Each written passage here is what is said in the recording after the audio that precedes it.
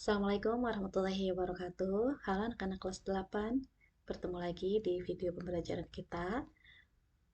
Kali ini kita akan belajar tentang relasi dan fungsi part kedua ya, melanjutkan materi relasi dan fungsi pada minggu yang lalu.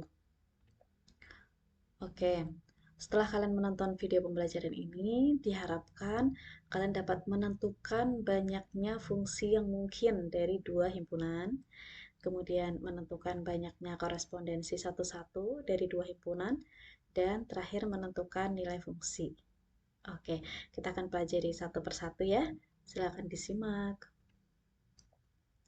Yang pertama, banyaknya fungsi atau pemetaan ya. Nama lain dari fungsi itu adalah pemetaan yang mungkin dari dua himpunan. Ya, pada minggu lalu kalian sudah mengetahui ya maksud dari fungsi atau relasi itu bisa disebut sebagai fungsi jika memenuhi dua syarat, ya kan? Yang pertama yaitu kita melihat himpunan A ya, himpunan di uh, domain itu semuanya harus memiliki pasangan, ya kan? Ingat ya, semua harus memiliki pasangan. Nggak boleh ada yang kosong, nggak punya pasangan. Kemudian yang kedua adalah setiap anggota di himpunan A, ya, di himpunan asal itu hanya dihubungkan dengan satu, ya, tepat satu anggota yang ada di himpunan B, gitu. Jadi nggak boleh nyabang, gitu ya. Nggak boleh misalnya A itu dihubungkan ke satu, kemudian A juga dihubungkan ke dua, gitu, nggak boleh ya. Nah, misalnya di sini diketahui ada dua himpunan, ya, ada himpunan A yang anggotanya A dan B, di sini ya A dan B, kemudian himpunan B anggotanya 1, 2, dan 3 ya. Kita akan membuat fungsi atau pemetaan ya dari himpunan A dan B. Misalnya A ke 1, kemudian B kedua. Seperti ini fungsi kan ya. Nah, kita bisa membuat hubungan yang lain nih, nggak hanya A ke 1, B kedua, kita bisa misalnya A kedua gitu, kemudian B ketiga, seperti itu. Dan ada beberapa kemungkinan gitu ya, ada beberapa kemungkinan bentuk fungsi atau pemetaan dari dua himpunan ini. Oke, coba kita akan gambar ya satu persatu sehingga kita bisa tahu berapa banyak kemungkinan fungsi yang bisa kita bikin ya, yang bisa kita buat dari dua himpunan A dan B ini. Oke, kita gambar satu-satu ya. Yang pertama di sini kan A, B, itu A dan B, 1, 2, 3. Tadi kemungkinan pertama adalah A ke 1, kemudian B kedua. Oke, terus kemungkinan berikutnya kita bikin lagi.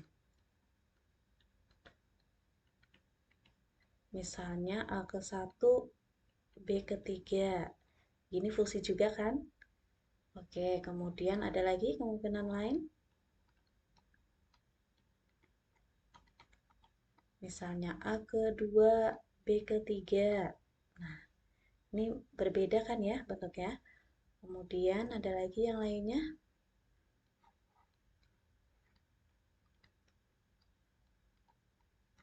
Misalnya A kedua, B ke 1. Itu juga fungsi. Kemudian ada lagi nggak ya? B 1, 2, 3. Misalnya A ketiga, B ke 1. Ini bisa kan? Oke, lagi. Misalnya A ketiga, B kedua. Ini. Oke. Kemudian ada lagi. Misalnya A ke 1, B ke 1 juga. Ini fungsi juga kan? Masih ada lagi.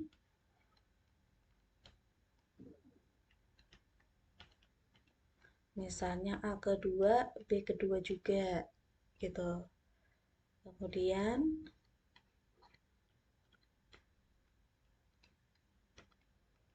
A ketiga, B ketiga juga. Gitu. Ya, ini semua fungsi ya dan bentuknya beda-beda semua gitu. Dari anggota dari himpunan A ke himpunan B, kita bisa membuat fungsi sebanyak ini Kira-kira masih ada lagi nggak ya? Sepertinya udah nggak ada ya. Udah kita bikin semua yang termasuk fungsi dari himpunan A dan B. Coba kita hitung ada berapa? Satu, 2, 3, 4, 5, 6, 7, 8, 9. Ada 9 ya. Nah, fungsi yang bisa kita bikin dari himpunan A ke himpunan B, di mana anggota himpunan A itu ada dua ya, A dan B, kemudian anggota himpunan B-nya itu ada tiga, satu, dua, tiga. Ternyata banyaknya fungsi yang mungkin ya, yang bisa kita bikin itu ada 9 ya. Dan ternyata banyaknya fungsi yang mungkin itu bisa kita rumuskan ya, atau kita bisa menggunakan rumus untuk menentukan banyaknya fungsi atau pemetaan yang mungkin gitu. Ya, jadi seperti ini rumusnya. Rumusnya adalah NB pangkat NA. Ini pangkat ya, pangkat. Jadi NA itu adalah banyaknya anggota himpunan A dan NB itu adalah banyaknya anggota himpunan B ya. Jadi B pangkat A gitu. Nah, misalnya tadi di sini banyaknya anggota himpunan A kan 2. Ini 2 ya. Kemudian banyaknya anggota himpunan B 3. Berarti berapa banyaknya fungsi yang mungkin dari himpunan A ke B, yaitu kalau A ke B berarti 3 pangkat 2. 3 pangkat 2 berapa? 3 kali 3, 9. Betul ya? Tadi kan banyaknya fungsi yang bisa kita bikin ada 9. Betul ya? Selanjutnya adalah menentukan banyaknya korespondensi satu-satu yang mungkin dari dua himpunan. Kalian sudah tahu ya maksudnya korespondensi satu-satu itu apa? Di pertemuan sebelumnya kita sudah tahu sifat fungsi bijektif ya. Bijektif itu sama dengan korespondensi satu-satu, yaitu setiap anggota di himpunan asal itu dipasangkan dengan tepat satu dengan uh, anggota di himpunan tujuan di anggota B gitu ya. Begitu juga dengan yang di B itu juga punya pasangan tepat satu ke himpunan A. Jadi masing-masing mempunyai pasangan sendiri-sendiri gitu ya. Nah, misalnya di sini kita mau menentukan nih ada dua himpunan, himpunan A dan B. Ada himpunan A itu adalah anggotanya AB dan himpunan B adalah satu 2 ya. Nah, kita akan menggambar ya satu-satu korespondensi satu-satu yang mungkin. Seperti ini. Misalnya yang pertama adalah AB, misalnya adalah A ke satu, B kedua. Nah, ini korespondensi satu-satu ya. Jadi masing-masing punya pasangan sendiri-sendiri, tidak ada yang nyabang. Kemudian ada lagi kemungkinan yang lain. Kemungkinan yang lain A ke 2, B ke satu. Seperti ini ya. Jadi cuman ada dua aja ya kalau anggotanya dua. Jadi dalam korespondensi satu-satu itu perlu diketahui ya bahwa anggota himpunan A dan B itu selalu sama. Ya, kalau misalnya yang A ada dua, berarti B juga ada dua. Gitu. Kalau A-nya ada tiga, B-nya juga ada tiga. Oke, sekarang kita akan mencoba kalau yang masing-masing anggotanya ada tiga ya. Misalnya di sini A itu ABC, kemudian B-nya 1, 2, 3. Kita akan menentukan atau menggambar korespondensi satu-satu yang mungkin. Misalnya ini kemungkinan pertama ya. Kemungkinan pertama seperti ini. Kemudian kemungkinan yang keduanya gimana coba? A kedua gitu ya. B ke 3, C ke 1. Oke. Kemudian ada lagi kemungkinan berikutnya, misalnya A kedua, B ke satu, C ketiga. Nah, gini ya. Kemudian ada lagi kemungkinan berikutnya, misalnya A ke satu, B ketiga, C kedua. Gini. Oke. Kemudian ada lagi nggak kira-kira?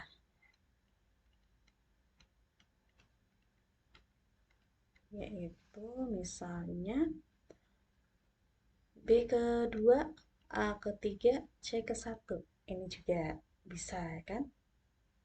Kemudian ada lagi Misalnya B ke 1, C ke 2, A ke 3. Seperti ini juga bisa ya. Ada lagi nggak kira-kira? Sepertinya udah nggak ada lagi. Jadi ada berapa nih? 1, 2, 3, 4, 5, 6.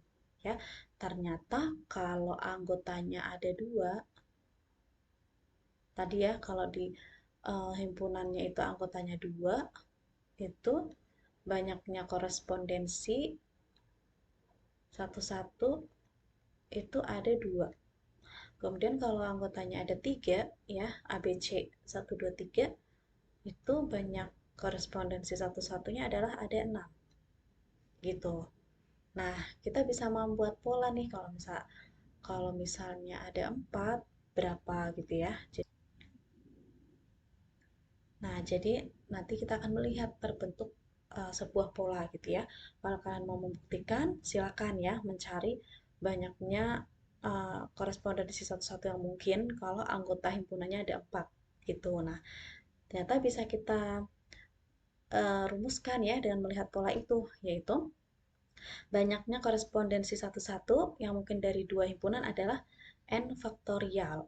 Ini ya, n faktorial itu maksudnya adalah n kali n dikurang 1 kali n dikurang 2 dan seterusnya sampai dikali 1. Jadi perkalian turun sampai 1 ya. Gitu. Misalnya gini. Tadi kan yang contoh A dan B ini ada 2 ya. Kalau ada 2 berarti 2 faktorial. 2 faktorial itu berarti 2 kali turun ke bawah sampai 1. 2 kali 1 yaitu 2. Benar ya? Tadi kalau anggotanya 2 ada 2 gitu. Kemudian kalau anggotanya 3 berarti 3 faktorial. Kita kalikan 3 ke bawah sampai 1. 3 kali 2 kali 1. 3 kali 2 6. 6 kali 1 6. Gitu. Nah, kalau misalnya ada 4 gimana? Misalnya ada 4 anggotanya, 4 faktorial. Berarti kita kalikan sampai 1. 4 kali 3 kali 2 kali 1. 4 kali 3 12, kali 2 24, kali 1 24. Nah, seperti ini. Jadi kalau misalnya anggotanya ada 4, kalian bisa membuktikan tuh dengan menggambar satu-satu seperti tadi ya. Nanti akan ketemu 24 gambar yang berbeda. Seperti itu. Semoga bisa dipahami ya.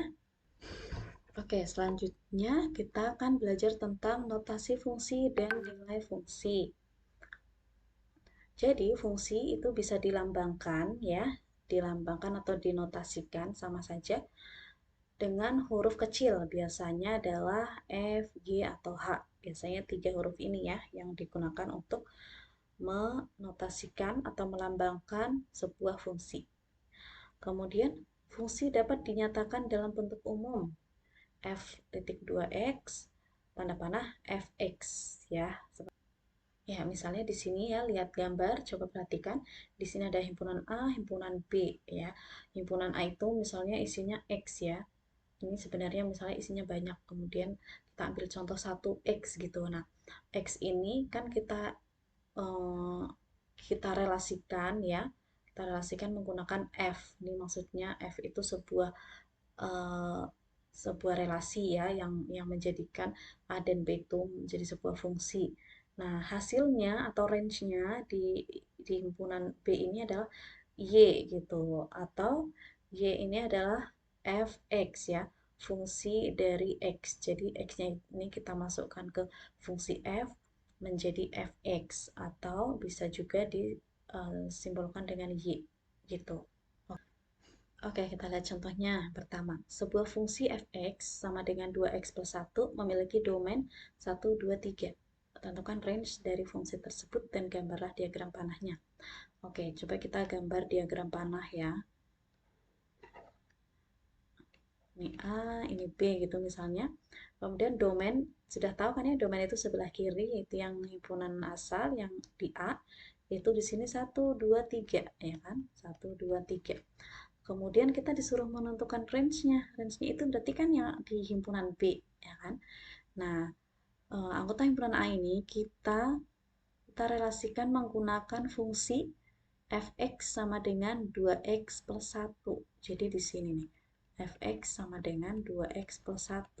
Nanti jadinya berapa tuh kalau dipetakan ya, atau dimasukkan ke dalam fungsi fx sama dengan 2x plus 1. Nah, caranya adalah kita cari dulu satu-satu ya. Fx sama dengan 2x plus 1. Di situ kan domainnya 1, 2, 3. Berarti yang pertama kita ganti x-nya 1 dulu. Kalau x-nya 1, berarti kalau kita input x-nya itu ke rumus fungsi 2x plus 1, jadinya gimana? 2 kali, ini kan x-nya diganti 1, berarti 2 kali 1 plus 1. 2 kali 1, 2. Ditambah 1, 3. Ya, jadi kalau x-nya 1, setelah dipetakan ya, setelah dimasukkan ke fungsi, nanti hasilnya range-nya 3 gitu. Nanti kita gambar ya di himpunan B di sini. Oke, kita lanjut dulu. Kalau x-nya 2. Kalau x-nya 2 berarti kalau kita masukkan ke fungsi jadinya gimana? 2 kali, ini kan 2x, berarti 2 kali 2 ditambah 1. 2 kali 2, 4, tambah 1, 5. Oke, yang terakhir kalau x-nya 3. Kalau x-nya 3 berarti 2x plus 1, 2 kali 3 plus 1. 2 kali 3, 6. Tambah 1, 7. Ya, jadi range-nya sudah ketemu nih, yaitu 3, 5, dan 7. Kita taruh aja angkanya di sini. 3, 5, 7. Kemudian kita bikin panahnya. 1 itu menghasilkan 3. Jadi 1 menghasilkan 3, 2 menghasilkan 5, dan 3 menghasilkan 7. Nah, seperti ini ya. Jadi, bisa kita tulis range-nya adalah 3, 5, 7. Gitu. Kemudian diagram panahnya juga sudah kita gambar. Seperti itu ya. Kita lihat contoh selanjutnya.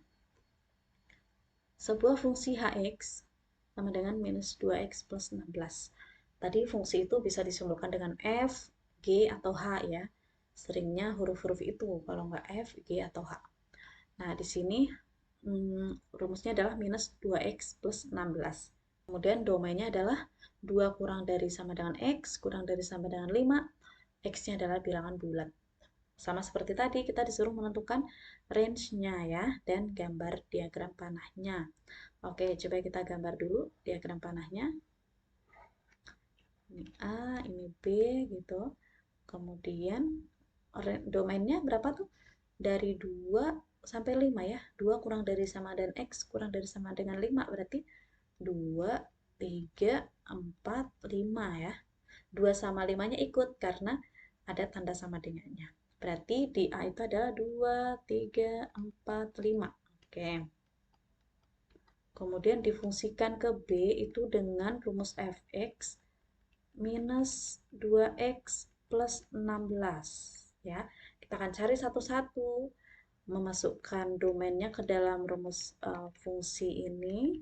Nanti akan ketemu satu-satu ya range-nya.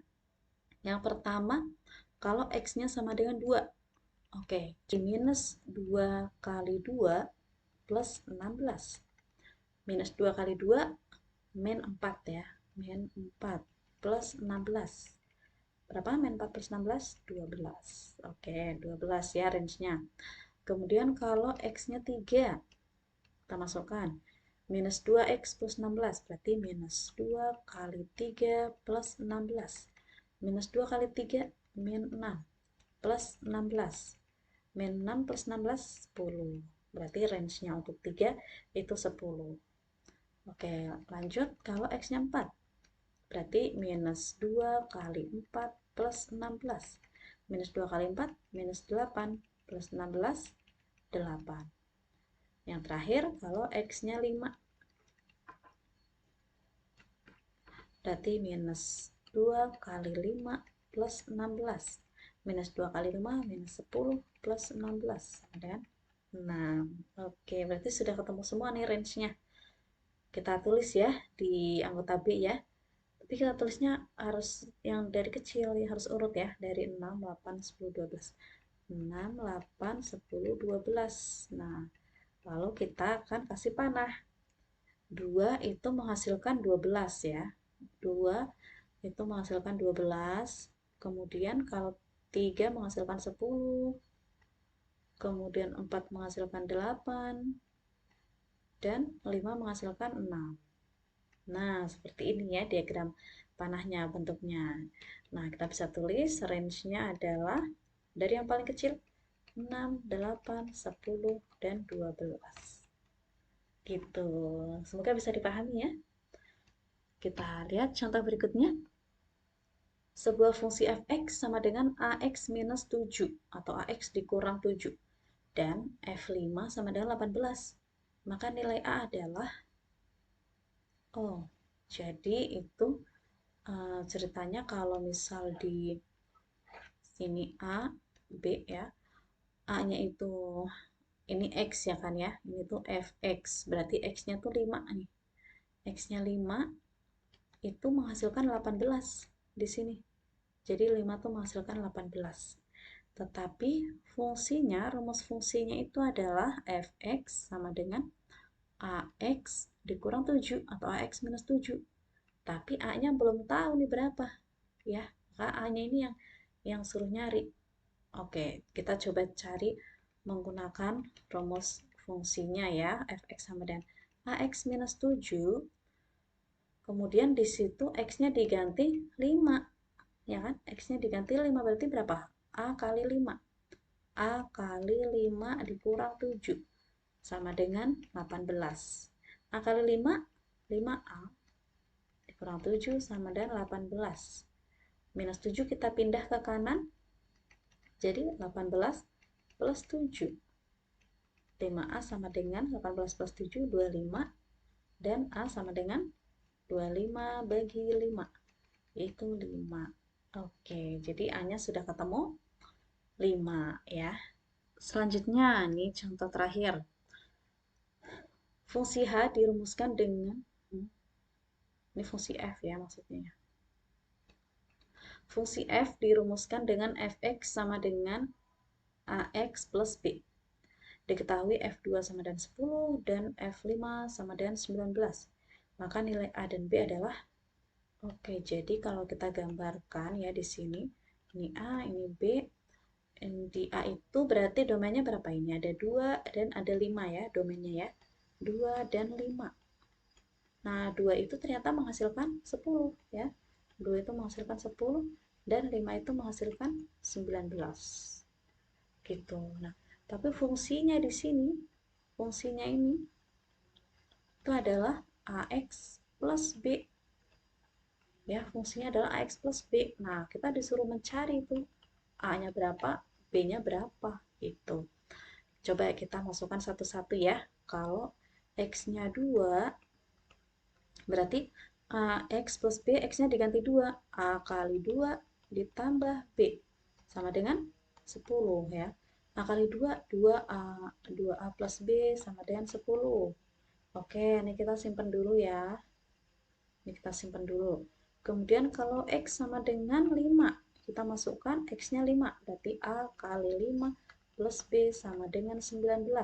A kali 5, 5A plus B sama dengan 19. Nah, ini kita dapat 2. Nah, di sini ada persamaan 1, ada persamaan 2. Caranya adalah kita kurangin aja ya, kita kurangin. Yang gede dikurangi kecil, berarti di atas ini ya.